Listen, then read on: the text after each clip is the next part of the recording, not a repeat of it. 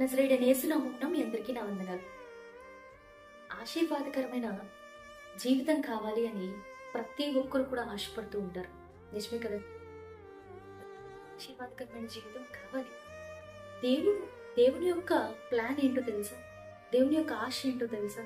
నువ్వు నేను ఆశీర్వదించబడాలి అని, ఆశీర్వాదకరమైన జీవితాన్ని మనం జీవించాలి అని, అదే ఆయన యొక్క ఆశ.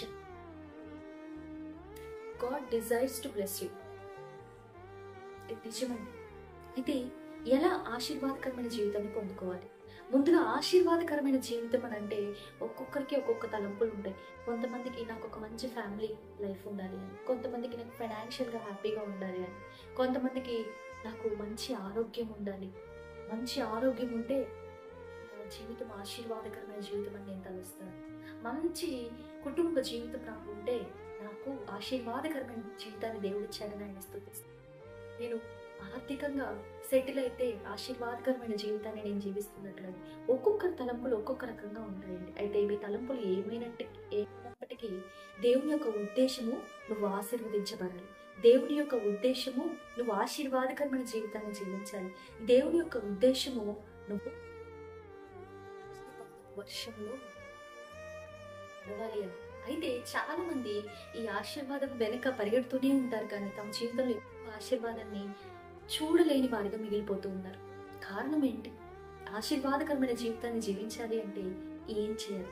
చూడండి, ద్వితీయోపదేశకాండము 18వ అధ్యాయం మొదటి 14 వచనాలు మీరు చూసినట్లయితే మొదటి 2 వచనాలు మినహా మిగతా వచనాలన్నీ కూడా ఆశీర్వాదపు వచనాలే. ఒక్కమారు సమయం తీరిక చేసుకొని చదవండి.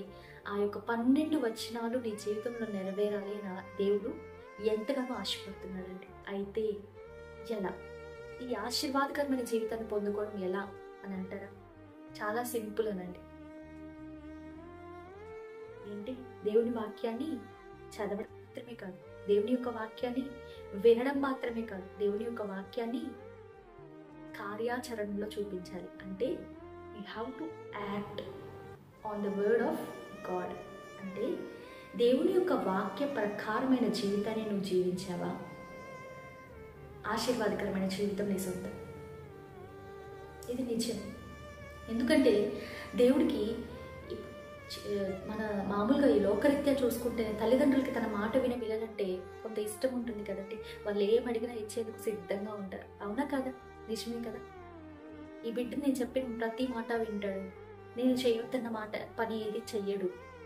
ఈ బిడ్డ నేనేం చెప్తే అది చేస్తాడు. కాబట్టి వీడేం అడిగినా నేను ఇస్తాను. అలా తండ్రి హృదయం కూడా అలానే ఉంటుంది కదా. ఆయన ఎందుకు ఇచ్చాడు? ఎందుకు ఇలానే ఉండు, అలానే ఉండు, అది చేయొద్దు, ఇది చేయొద్దు అని ఎందుకు చెప్తాడు దేవుడు అని అంటే అది నీ యొక్క మంచికే. వాకిటనే ఉంటుందంట పాపం. ఎప్పుడెప్పుడు దొరుకుతావని అపవాది ఎదురు చూస్తూ ఉంటాడంట. అయితే దేవుని యొక్క మాట ప్రకారం నువ్వు జీవిస్తే, ఆ వాక్యానుసారంగా నువ్వు జీవిస్తే అపవాదిని తప్పించుకుంటావు, నిత్యరాజ్యాన్ని పొందుకుంటావు, ఇహమందు పరమందు కూడా ఆశీర్వదించబడు మహిమైశ్వర్యములో పాలు పొందుకుంటాం. అయితే ఇదే మనం చేయలేకపోతున్నాం. ఈ విధంగానే మనం ఉండలేకపోతున్నాం. దేవుని వాక్యాన్ని వినేందుకు సిద్ధం, దేవుని వాక్యాన్ని చదివేందుకు సిద్ధం, కానీ దేవుని వాక్యాన్ని ఆపాదించుకునేందుకు మన యొక్క హృదయం అసలు సిద్ధముగానే ఉండదు. ఎప్పుడైతే దేవుని వాక్యానికి లోబడి ఆ వాక్యానుసారంగా జీవిస్తావో you will be in his will, you will be in his protection and you will be in his protection. అంటే నువ్వు దేవుని చిత్తంలో ఉంటావు, దేవుని యొక్క కాపుదలలో ఉంటావు, దేవుడు నీకు అవసరతలన్నింటినీ తీరుస్తాడు. ఇది నిజం. ఒక్కమారు ట్రై చేసి చూడండి. నోవహు గారికి దేవుడు ఆజ్ఞాపించాడండి. నోవహు ఒక ఓడ చెయ్యాలి. ఇలా ఉండాలి, ఇంత ఎత్తు, ఇంత పొడవు, ఇంత వెడల్పు, కొన్ని కొలతలు, ఇన్ని మూరలు అని చెప్పాడు. కష్టమైన పనే కదా. జ్ఞానాన్ని ఇచ్చాడు దేవుడు. ప్రకారం దేవుని యొక్క మాటకి లోబడి ఆయన ఓడని చేశాడండి. ఎంతో మంది చెల్లు చెప్పుకుంటూ పిచ్చివాడా, నిజంగా వర్షం రాదు, వారి యొక్క మాటలకి ఇతను ఉన్నట్లయితే ఏం దేవుడు చెప్పాడు, ఏం జరుగుతుందో లేదో అనుకోని లేదు కదా.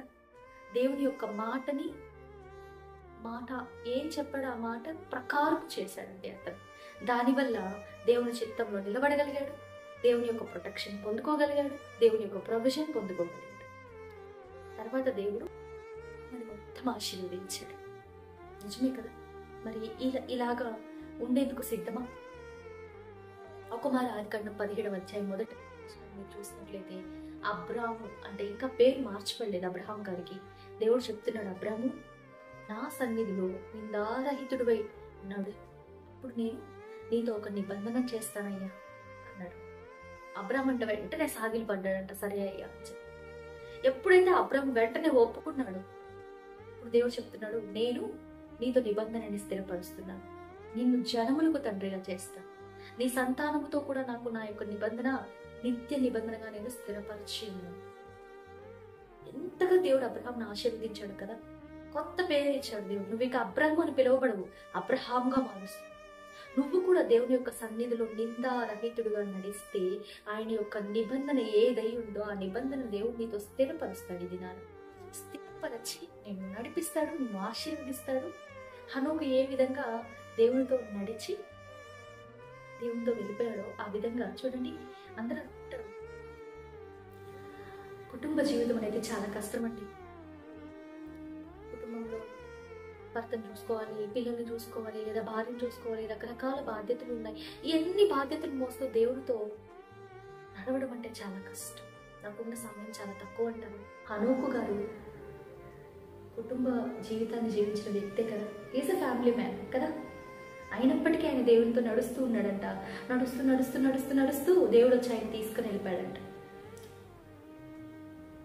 కాబట్టి ఎక్స్క్యూజెస్ వెతకండి, దేవుడితో జీవించండి. అయితే దేవుని యొక్క చిత్తం తెలుసుకోవడం ఎలా అంటే, నిజమే దేవుడు నన్ను ఎలా నడవాలి అని ఆశపడుతున్నాడు అంటారు.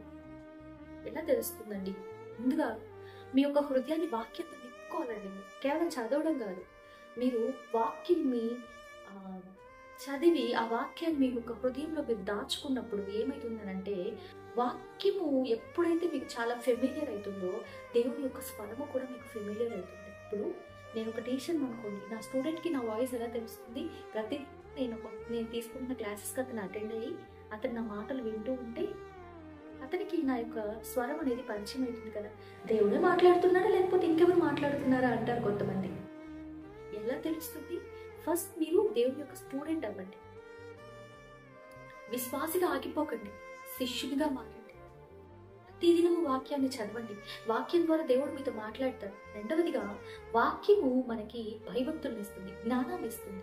ఈ వాక్యం ద్వారా మీరు పొందుకున్న జ్ఞానంతో లైఫ్లో చాలా డెసిషన్స్ మీరు చాలా చక్కగా తీసుకోగలుగుతారు. రాంగ్ డెసిషన్స్ తీసుకోకుండా వాక్యం నిన్ను ఆపుతుంది. ఇది బై ప్రాక్టీస్ మీరు చేసే కొద్దీ మీకు అలవాటు అవుతుంది. ఎన్నో రకాల కీడుల నుంచి ఆపదల సమయంలో ఆదరణ ఇస్తుంది. వాక్యం మనం నడిపిస్తుంది.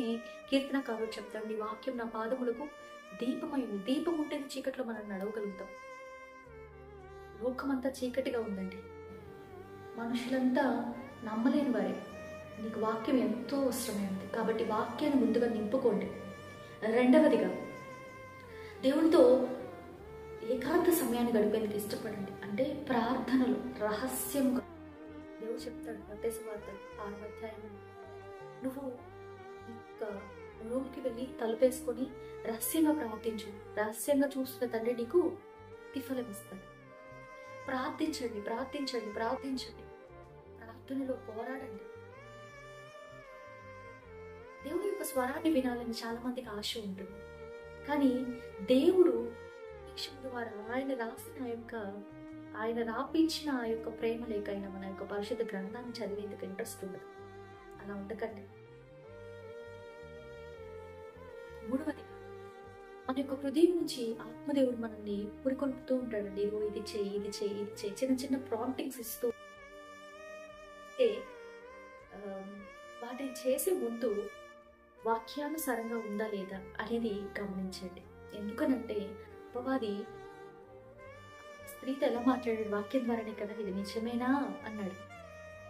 వాక్యం ద్వారా అపవాది ఎన్నోసార్లు, అంటే వెలుగుదూత వేషం వేసుకొని వచ్చి అపవాది ఎన్నోసార్లు మనల్ని ఇబ్బంది పెట్టాలని ఆశపడుతూ ఉంటాడు. కాబట్టి మీకు కళ ద్వారా కానీ, దర్శనం ద్వారా కానీ, లేదా హృదయంలో మీరు దేవుడి దగ్గర నుంచి ప్రాంప్టింగ్స్ ఏదైనా పొందుకుంటూ ఉంటే వాక్యానుసారంగా ఉందా లేదా అని గమనించండి.